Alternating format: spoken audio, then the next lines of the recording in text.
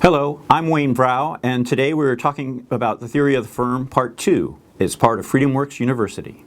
Economists Armin Alchian and Harold Demsetz considered a unique problem facing just about every business.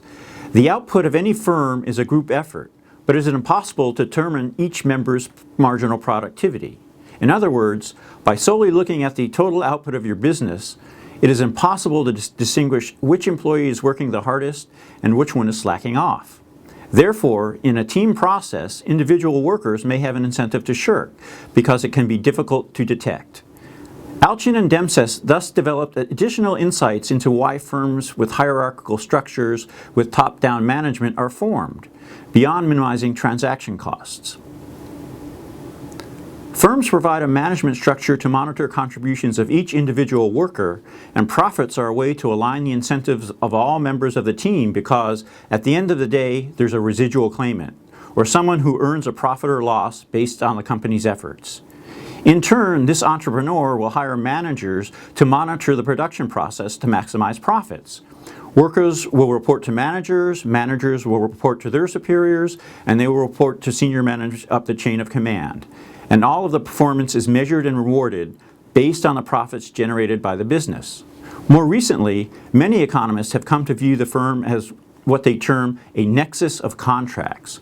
Rather than just look at firms as an entrepreneur managing the resources of production, the nexus of contract includes employers, managers, shareholders, bondholders, suppliers, and all others bound together by a web of contractual relationships. In theory, shareholders become critically important because they are the residual claimants monitoring the performance of the firm. Share prices on the stock market send important signals about the performance and management of the firm, and declining prices can lead to stock sell-offs, hostile takeovers, or even bankruptcies that reallocate resources towards more productive uses. Research continues to provide new insights into firm behavior, which allows better insights into understanding how this important part of the economy works.